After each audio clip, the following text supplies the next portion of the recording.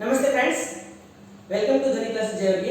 Today we will be continuing the chapter that is sets, in which we will be studying about proper subset and superset. ನಾವೇನ್ ಮಾಡಿದ್ವಿ ಇವತ್ತು ಎರಡು parts ಗಳನ್ನು ಕಲಿಯೋಣ. ಮೊದಲನೇದಾಗಿ proper subset, ಇನ್ನೊಂದು ಸೂಪರ್ ಸೆಟ್. ನಂತರ ವೆನ್ ನಕ್ಷೆಗೆ ವೆನ್ ಡಯಾಗ್ರಾಮ್ಸ್ ಗೆ ಹೋಗೋಣ. ಮೊದಲನೇದಾಗಿ ಪ್ರಾಪರ್ ಸಬ್ಸೆಟ್ ಅಂತ ನೋಡೋಣ. ಪ್ರಾಪರ್ ಸಬ್ಸೆಟ್ ಆಗಬೇಕಂತಂದ್ರ ಅಲ್ಲೊಂದು ಸೆಟ್ ಇರಬೇಕು, ಅದಕ್ಕೊಂದು ಸಬ್ಸೆಟ್ ಇರಬೇಕು. ಅಂದ್ರೆ ಎರಡು ಸೆಟ್ ಗಳನ್ನ ನಾವು ತಗೊಳ್ಳೋಣ. Let us consider two sets A and B such that A is a subset of B and A is not equal to B. ಅರ್ಥ ಏನಿಲ್ಲಿ A ಮತ್ತು B ನಲ್ಲಿರ್ತಕ್ಕಂಥ ಎಲಿಮೆಂಟ್ ಗಳು ಎಲ್ಲವೂ ಸಮನಾಗಿರ್ಬೇಕಂತ ಹೇಳಿ ರೂಲ್ಸ್ ಇಲ್ಲ. ಅಂದ್ರೆ ಎಲ್ಲವೂ ಸಮನಾಗಿರ್ಬೇಕಂತ ರೂಲ್ಸ್ ಇಲ್ಲ. ಆದ್ರೆ ಇಲ್ಲಿ A ನಲ್ಲಿ ಏನು ಎಲಿಮೆಂಟ್ ಗಳು ಅದಾವ್ರಿ ಆ B ಒಳಗೆ ಇರಲೇಬೇಕು. ಆದ್ರೆ B ನಲ್ಲಿರ್ತಕ್ಕಂಥ ಎಲ್ಲಾ ಎಲಿಮೆಂಟ್ ಗಳು A ನಲ್ಲಿ ಇರಬೇಕಂತ ರೂಲ್ಸ್ ಇಲ್ಲ. ಅರ್ಥ ಆಯ್ತಾ? ಆದ್ರೆ A ನಲ್ಲಿ ಇರ್ತಕ್ಕಂಥ ಎಲ್ಲಾ ಎಲಿಮೆಂಟ್ ಗಳು B ನಲ್ಲಿ ಇರಲೇಬೇಕು. ಹಾಗಿದ್ದಾಗ A ಅಂತಕ್ಕಂಥದ್ದು ಏನಾಗುತ್ತಾ, it is a proper subset ಆಗುತ್ತಾ. B is nothing but it will be superset. For example, let A is equal to 1, 2, 3. A ಅಂದ್ರೆ 1 2 3 ತಗೊಳ್ಳೋಣ, B ಅಂದ್ರೆ 1 2 3 4 ತಗೊಳ್ಳೋಣ. ಇಲ್ಲಿ A ಅಂತಕ್ಕಂತಹ ಎಲ್ಲಾ ಎಲಿಮೆಂಟ್ ಗಳು A ಒಂದು ಸೆಟ್ ಒಳಗೆ ಇರ್ತಕ್ಕಂಥ ಎಲ್ಲಾ ಎಲಿಮೆಂಟ್ ಗಳು B ನಲ್ಲಿ ನಾವು ಕಾಣಬಹುದು. ಆಮೇಲೆ A is not equal to B. A ಮತ್ತು B ಈಕ್ವಲ್ ಇಲ್ಲ. ಯಾಕಂದ್ರೆ ಇಲ್ಲಿ 1 2 3 ಅದ, ಅಲ್ಲಿ 1 2 3 4 ಅದ. Therefore this is called as superset, this is called as proper subset ಅಂತ ನಾವು ಹೇಳ್ತೀವಿ. ಮುಂದೋಗ್ರಿ. ನಂತರ ಬರೋದು ವೆನ್ ನಕ್ಷೆ ಅಂತ ಹೇಳಿ ವೆನ್ ಡಯಾಗ್ರಾಮ್ ಅಂತ ಬರೋದು. What is when diagram? When ನಕ್ಷೆ ಅಂದ್ರೆ ಅದನ್ನು ನಾವು ತಿಳ್ಕೋಬೇಕಾಗ್ತದೆ. ಇಲ್ಲಿವರೆಗೂ ನಾವು ಕಲಿತಿದ್ದ ಎಲ್ಲವನ್ನ ಒಂದು ಡಯಾಗ್ರಾಮ್ ರೂಪದಾಗ ಹಾಕಿದಾಗ ಯಾವ ತರ ಕಾಣ್ತದೆ ನೋಡ್ಕೊಂತ. ಇಲ್ಲಿ ಯು ಅಂತಂದ್ರ ಯೂನಿವರ್ಸಲ್ ಸೆಟ್ ಅಂತ ನಾವು ತಗೋತೀವಿ. U is a universal set. A ಅಂತಂದ್ರ ಗಿವನ್ ಸೆಟ್. ಆಮೇಲೆ ಬಿ ಸಿ ಡಿ ಯಾವ್ಯಾವ ಸೆಟ್ ಗಳು ಕೊಡ್ತಾರಲ್ರಿ ಆ ಯೂನಿವರ್ಸಲ್ ಸೆಟ್ ಒಳಗೆ ನಾವು ಬರೀಬೇಕಾಗ್ತದ. ಇದು ಬೌಂಡ್ರಿ ಅದ. ಯೂನಿವರ್ಸಲ್ ಸೆಟ್ ನ ಬೌಂಡ್ರಿ ಆಗ್ತದ. ಯೂನಿವರ್ಸಲ್ ಸೆಟ್ ಅಂತ ನಮ್ಗೆ ಗೊತ್ತದ ಆಲ್ರೆಡಿ. ಅದು as per the context change ಹಾಕೊಂತ ಹೋಗ್ತದ. ಅಂದ್ರ ಪರಿಸ್ಥಿತಿಗೆ ತಕ್ಕಂತೆ ಬದಲಾವಣೆ ಹಾಕೊಂತ ಹೋಗ್ತದೆ ಯೂನಿವರ್ಸಲ್ ಸೆಟ್. ಹಾಗಾಗಿ ನಾವು ಯು ಅಂತ ತಗೊಂತೀವಿ. ಇಲ್ಲ ಅವರು ಕೊಟ್ಟಿದ್ದಾರೆ. ಅದಕ್ಕಿಂತ ಮುಂಚೆ ವಾಟ್ ಇಸ್ ವೆನ್ ಡಯಾಗ್ರಾಮ್ ಅಂತ ಸ್ವಲ್ಪ ನೋಡೋಣ ಅಂತ. Most of the relationship between sets can be represented by means of diagrams which are known as Venn diagrams. Venn diagrams are named after the English logician John Venn 1834 to 1883. These diagrams consist of rectangles and closed curves, usually circles. ಅಂದ್ರೆ rectangle ಇರ್ತದ, ಅದರೊಳಗೆ circles ಇರ್ತವ. ಒಂದಕ್ಕೊಂದು relationship ಅನ್ನು ಅವನು ಕೊಡ್ತಾನ್ರಿ. ಯಾರು ಕೊಡ್ತಾರ? John when ಅಂತ.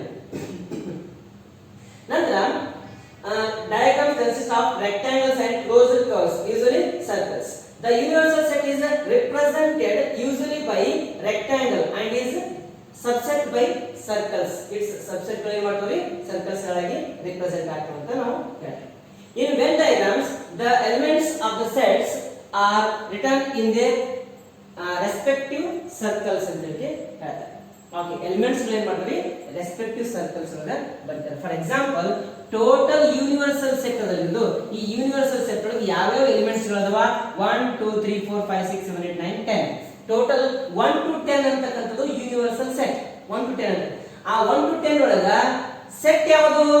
ಸೆಟ್ ಎ ಅಂತಕ್ಕಂಥದ್ದು ಇದು set. A is a subset of U ಅಂತ ನಾವು ಬರೀಬಹುದು. ಹಾಗಾಗಿ ಎ ಯಾವ ಎಲಿಮೆಂಟ್ ಅದಾವ? 2 4 6 8 ಅಂತ ಅದಾವ. 2 4 6 8 10 ಅಂತ. ಇದನ್ನ ಯಾವ ತರ ನಾವು ರಿಪ್ರೆಸೆಂಟ್ ಮಾಡಬಹುದು ಅಂದ್ರೆ what is universal set? Universal set is nothing but the numbers from 1 to 10. ಅದೇನಾಗುತ್ತೆ?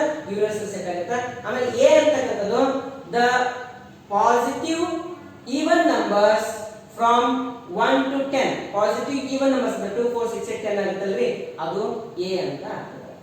ಸ್ವಲ್ಪ ಕೆಳಗೆ ಡೌನ್, ಸ್ವಲ್ಪ ಮೇಲ.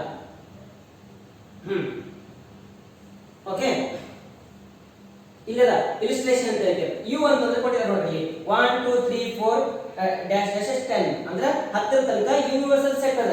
ನಂತರ ಎ ಅಂತಕ್ಕಂಥ 2 4 6 8 10 ಅಂತದ. ಹಾಗಾಗಿ ಇಲ್ಲಿ ಎ ಅಂತಕ್ಕಂಥದ್ದು ಅಂತಂದ್ರೆ ಅವರು 2 4 6 8 10 ಈ ಕೆಳಗಡೆ ಐತಿ, ಅದು ಎ ಇದು. ಅದರೊಳಗೆ ಮತ್ತೆ ಬಿ ಅಂತ ತಗೊಂಡ್ರಿ. ಬಿ ಅಂತಕ್ಕಂಥದ್ದು 4 ಮತ್ತು 6 ಅಷ್ಟೇ ಅಂತ ತಗೊಂಡಿದ್ದಾರೆ. ಇದು ಸರ್ಕಲ್ ಏನ್ ರಿಪ್ರೆಸೆಂಟ್ ಮಾಡ್ತದ? ಸೆಟ್ ಬಿ ಅನ್ನ ರಿಪ್ರೆಸೆಂಟ್ ಮಾಡ್ತದ. ಈ ದೊಡ್ಡ ಸರ್ಕಲ್ ಏನ್ ರಿಪ್ರೆಸೆಂಟ್ ಮಾಡ್ತದ? ಸೆಟ್ ಎ ಅನ್ನ ರಿಪ್ರೆಸೆಂಟ್ ಮಾಡ್ತದ. ಟೋಟಲ್ ರೆಕ್ಟಾಂಗಲ್ ಏನ್ ರಿಪ್ರೆಸೆಂಟ್ ಮಾಡ್ತದ? ಯೂನಿವರ್ಸಲ್ ಸೆಟ್ ಅನ್ನ ರಿಪ್ರೆಸೆಂಟ್ ಮಾಡ್ತದ ಅಂತ ನಾವು ಹೇಳ್ತೀವಿ. ಓಕೆ, ನೆಕ್ಸ್ಟ್ ನೋಡಿ ಪೆನ್ ಇದೆ. ಇಲ್ಲಿ a is equal to 2 4 6 8 10, b is equal to 4 6 are subsets of universal set ಅಂತ ನಾವು ಹೇಳ್ತೀವಿ. ಯೂನಿವರ್ಸಲ್ ಸೆಟ್ ಸಬ್ಸೆಟ್ ಗಳು ಯಾವದವ? a ಮತ್ತು b ಅದ. ಇಲ್ಲಿ b is a subset of a ಅಂತ ನಾವು ಬರೆಯಬಹುದು. ಯಾಕಂದ್ರೆ b ಅಲ್ಲಿ ಇರತಕ್ಕಂತಹ ಎಲಿಮೆಂಟ್ಗಳು a ಒಳಗೆ ಅದಾವ. ಹಾಗಾಗಿ b is a subset of a is a subset of u. a ಅಂತಕ್ಕಂಥದ್ದು u ನ ಸಬ್ಸೆಟ್ ಅದ, ಆಮೇಲೆ b ಅಂತಕ್ಕಂಥದ್ದು a ನ ಸಬ್ಸೆಟ್ ಅದ. ಹಾಗಾಗಿ b is also subset of u ಅಂತ ನಾವು ಹೇಳ್ತೀವಿ. ಯೂನಿವರ್ಸಲ್ ಸೆಟ್ ಸಬ್ಸೆಟ್ ಆಗುತ್ತೆ b, ಆಮೇಲೆ a ಅಂತಕ್ಕಂಥದ್ದು ಯೂನಿವರ್ಸಲ್ ಸಬ್ಸೆಟ್ ಆಗುತ್ತೆ, ಆಮೇಲೆ b is a subset of a ಅಂತ ನಾವು ಬರೀತೀವಿ. Operations on sets. ಈಗ ಎರಡು ಸೆಟ್ಗಳನ್ನ ತಗೊಂತೀವಿ. ಎರಡು ಸೆಟ್ಗಳನ್ನ ತಗೊಂಡಾಗ ಅವುಗಳ ಮೇಲೆ ಆಪರೇಷನ್ಸ್ ಗಳನ್ನ ಯಾವ ತರ ಮಾಡ್ತೀವಿ? ಎಕ್ಸಾಂಪಲ್, ಎರಡು ನಂಬರ್ಗಳದಾವ 2 and 4 ಅಂತ ಹೇಳಿ. ಆ ಎರಡು ನಂಬರ್ಗಳನ್ನ ನಾವು ಏನು ಮಾಡಬಹುದು? ಆಡ್ ಮಾಡಬಹುದು, ಕೂಡಿಸಬಹುದು. 2 + 4 = 6 ಆಗುತ್ತೆ. ಆಮೇಲೆ 2 - 4 = -2 ಆಗುತ್ತೆ. 2 × 4 = 8 ಆಗುತ್ತೆ. 2 / 4 = 1/2 ಆಗುತ್ತೆ. ಈ ತರ ನಾವು ಮಾಡ್ಕೊಂತ ಹೋದಾಗ ಏನಾಗುತ್ತೆ? ಅಲ್ಲಿ ಆಪರೇಷನ್ಸ್ ಗಳು ಗೊತ್ತಾಗುತ್ತೆ ನಮಗೆ. ಅಡಿಷನ್, ಸಬ್ಟ್ರಾಕ್ಷನ್, ಮಲ್ಟಿಪ್ಲಿಕೇಶನ್, ಡಿವಿಷನ್ ಅಂತ ಹೇಳಿ. ಅದೇ ತರ ಇಲ್ಲಿ ಬರೀ ಎಲಿಮೆಂಟ್ಸ್ ಗಳ ಮೇಲೆ ನಾವು ಏನ್ ಮಾಡ್ತೀವಿ? ಆಪರೇಷನ್ಸ್ ಮಾಡ್ತೀವಿ. ಇಲ್ಲಿ ಏನ್ ಮಾಡ್ತೀವಿ? ಸೆಟ್ ಗಳ ಮೇಲೆ ಆಪರೇಷನ್ಸ್ ಮಾಡ್ತೀವಿ. We are doing operations on sets. There are several kinds of operations. Number 1, that is union of sets. Union ಅಂದ್ರೆ ಕೂಡಿಸೋದು. ಓಕೆ, ಯೂನಿಯನ್ ಅಂದ್ರೆ ಕೂಡಿಸೋದು. ಅರ್ಥ ಏನಿಲ್ಲ ಯೂನಿಯನ್ ಅಂತಂದ್ರೆ, ಇಲ್ಲಿ ಎರಡು ಸೆಟ್ಗಳನ್ನ ತಗೋತೀವಿ. ಎರಡು ಸೆಟ್ಗಳೊಳಗ ಐಡೆಂಟಿಕಲ್ ಏನಿರ್ತಾವಲ್ರಿ, ಸಿಮಿಲರ್, ಸೇಮ್ ಇರ್ತಕ್ಕಂತಹ ಎಲಿಮೆಂಟ್ ಗಳನ್ನ ಬಿಟ್ಟು ಉಳಿದೆಲ್ಲ ಎಲಿಮೆಂಟ್ಸ್ ಗಳನ್ನ ಜಮಾ ಮಾಡಿ ಬರೆಯೋದಕ್ಕೆ ಏನ್ ಮಾಡ್ತೀವಿ ನಾವು? ಯೂನಿಯನ್ ಆಫ್ ಸೆಟ್ ಅಂತ ಕರಿತೀವಿ. ಎಕ್ಸಾಂಪಲ್, ಈಗ a is equal to set a is equal to 1 2 3 4 ಅದಂತ ತಿಳ್ಕೊರಿ. ಆಮೇಲೆ set b is equal to 4 5 6 7 ಅದಂತ ತಿಳ್ಕೊರಿ. ಇವೆರಡನ್ನ ನಾವು ಕೂಡಿಸ್ತೀವಿ ಅಂತಂದ್ರೆ a ಯೂನಿಯನ್ b ಅಂತ ಬರೀತೀವಿ ನಾವು. ಅವಾಗ ಏನಾಗುತ್ತೆ? 1 2 3 4 ಇಲ್ಲಿ ಅದ, 4 5 6 7 ಇಲ್ಲಿ ಅದ, ಲೆಫ್ಟ್ ಗೆ ಅದ. a ಒಳಗೆ 1 2 3 4, b ಒಳಗೆ 4 5 6 7 ಅದ. ಅಂದ್ರೆ ಎರಡರೊಳಗೆ ಕಾಮನ್ ಯಾವ್ದದ? 4 ಕಾಮನ್ ಅದ. 1 2 3 4, 4 ಇಲ್ಲಿ ಕಾಮನ್ ಅದ, ಇಲ್ಲಿ 4 ಕಾಮನ್ ಅದ. 4 ಅನ್ನ ಎರಡು ಸಲ ಐತಿ. ಈಗ ಎರಡು ಸಲ ಐಡೆಂಟಿಕಲ್ ಅದು ಎರಡು ಸಲ ಅಂದ್ರೆ ಎರಡನ್ನ ಬದಲಿ ಒಂದೇ ತಗೋಬಹುದು. ಅವಾಗ ಏನ್ ಬರ್ತೀವಿ ನಾವು? a union b is equal to 1 2 3 4 a ನಿಂದಲೂ ತಗೊಂತೀವಿ, 5 6 7 b ನಿಂದಲೂ ತಗೊಂತೀವಿ. 1 2 3 4 5 6 7 ಅಂತ ಬರೀತೀವಿ. ಯೂನಿಯನ್ ಅಂದ್ರೆ ಕೂಡಿಸೋದು. ಕೂಡಿಸೋದು ಅಂದ್ರೆ ಯಾವ ತರ ನೋಡಿ. ಮೊದಲಾಗಿ ಅದರದ್ದು definition ನೋಡೋಣ ಅಂದ್ರೆ. definition, let a and b be any two sets. The union of a and b is the set which consists of all the elements of a and all the elements of b. a ಒಳಗೆ ಇರತಕ್ಕಂತ ಎಲ್ಲಾ element ಗಳನ್ನು ಬರಿಬೇಕು, b ಒಳಗೆ ಇರತಕ್ಕಂತ ಎಲ್ಲಾ element ಗಳನ್ನು ಬರಿಬೇಕು. ಆದರೆ but the common elements being taken only once. common elements ಗಳು 4 ಇಲ್ಲಿ ಇತ್ತು, 4 ಇಲ್ಲಿ ಇತ್ತು, ಕಾಮನ್ ಆಗಿತ್ತಲ್ಲ, ಅದನ್ನ ಒಂದೇ ಸಲ ಬರಿಬೇಕು ಅಂತ ಹೇಳಿ. common elements taken only once. The symbol union, ಇದನ್ನ ಯೂನಿಯನ್ ಸಿಂಬಲ್ ಅಂತ ಯೂಸ್ ಮಾಡ್ತೀವಿ. is used to donate ಅಲ್ಲ, denote. ಓಕೆ, ಡೊನೇಟ್ ಅಂತಂದ್ರೆ ಮತ್ತೆ ಬ್ಲಡ್ ಡೊನೇಟ್ ಮಾಡ್ದಂಗ ಆಗ್ತದೆ, ಹಂಗೆಲ್ಲ ಆಗಬಾರ್ದು, ಚಲೋ ಅಲ್ಲ. Use to denote the union ಅಂತ ಹೇಳಿ ನಾವು ಹೇಳ್ತೀವಿ. Symbolically we write a union b. ಈ ತರ ನಾವು ಸಿಂಬಾಲಿಕಲಿ ಬರೀತೀವಿ, a union b, and usually read as a union b ಅಂತ ಹೇಳಿ ನಾವು ಓದ್ತೀವಿ. ನಂತರ ಇಲ್ಲಿ ಎಕ್ಸಾಂಪಲ್ ಅದ, let a is equal to 2 4 6 8 ಅಂತದ. 2 4 6 8 ಅದ. ಆಮೇಲೆ b is equal to 6 8 10 12 ಅದ. ಅವ್ರೇನಂತಾರ, a ಯೂನಿಯನ್ b ನೀನು ಬರಿಬೇಕು ಅಂತಂದ್ರ, a ಯೂನಿಯನ್ b ನೀನು ಬರಿಬೇಕು ಅಂತಂದ್ರ a ಒಳಗಿರ್ತಕ್ಕಂಥ ಎಲ್ಲಾ ಎಲಿಮೆಂಟ್ಗಳು ಬರಿಬೇಕಂತ, b ಒಳಗಿರ್ತಕ್ಕಂಥ ಎಲ್ಲಾ ಎಲಿಮೆಂಟ್ಗಳು ಬರಿಬೇಕಂತ. ಆದ್ರೆ ಕಾಮನ್ ಇದ್ದಿದ್ದು ಒಂದೇ ಸಲ ಬರಿಬೇಕಂತ್ರಿ.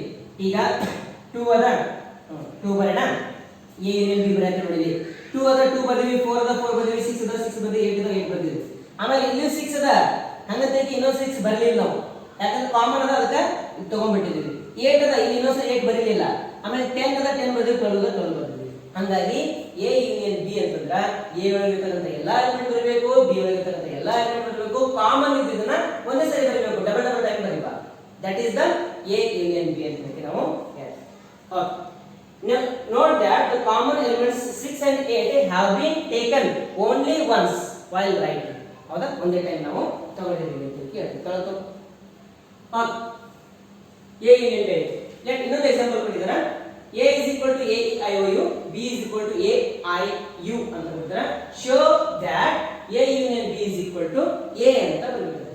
A union B ಉತ್ತರ ಏನು ಬರುತ್ತ? A ಅಂತ ಬರೀತೀವಿ. ನೋಡಿ, we have A union B. A union B ಅಂದ್ರೆ ಏನು? A ಒಳಗೆ ಇರತಕ್ಕಂತ ಎಲ್ಲಾ ಎಲಿಮೆಂಟ್ಗಳು ಬರೀಬೇಕು. ಓಕೆ, ಬರೆದ್ವಿ. ಏನ್ ಬರೆದ್ವಿ? A E I O U ಅಂತ ಬರೆದ್ವಿ. ಆಮೇಲೆ B ಇರತಕ್ಕಂತ ಎಲ್ಲಾ ಎಲಿಮೆಂಟ್ಗಳು ಬರೀಬೇಕು.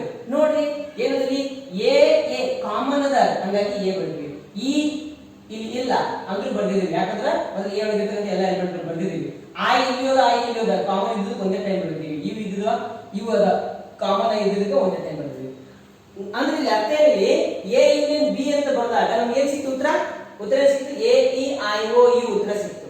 A E I O U ಅಂತಂದ್ರೆ ಯಾವ ಸೆಟ್ ಅಂತ ತಗೊಂಡಿದ್ವಿ? ನಾವು ಎ ಅಂತ ತಗೊಂಡಿದ್ವಿ. ಹಾಗಾಗಿ ಈ ಸೆಟ್ ಅನ್ನ ನಾವು ಏನು ತಗೊಂಡಿದ್ವಿ? ಹೆಸರು ಎ ಅಂತ ಹೆಸರು ಕೊಡಬಹುದು. ಅರ್ಥ ಏನಿದೆ?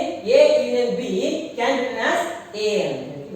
ಯಾಕಂದ್ರೆ ಎ ಅಂತ ಕೊಟ್ಟಿದ್ದು ಕೂಡ ಅದೇ ಅದ, ಉತ್ತರ ಬಂದಿದ್ದು ಕೂಡ ಅದೇ ಅದ. therefore A union B is equal to A ಅಂತ ಬರೆದು hence proved ಅಂತ ನಾವು ಬರೀತೀವಿ. ನೆಕ್ಸ್ಟ್ ಇಲ್ಲಿ ಇನ್ನೊಂದು ಎಕ್ಸಾಂಪಲ್ ಕೊಟ್ಟಿದ್ದಾರೆ. let x equal to Ram, Geeta, Akbar be the set of students of class 11. We are in school hockey team. Let y is equal to Geeta, David, Ashok be the set of students from the class 11 who are in the school football team. Find x union y and interpret the set ಅಂತ ಹೇಳ್ತಾರೆ. ಮೊದಲು ಏನು ಮಾಡ್ತೀವಿ ನಾವು? x union y. ಮೊದಲು x ಒಳಗೆ ಇರತಕ್ಕಂತ ಎಲ್ಲರೂ ಬರೋಣ. x ಒಳಗೆ ರಾಮ್, ಗೀತಾ, ಅಕ್ಬರ್ ಬರ್ದಿಲ್ಲ?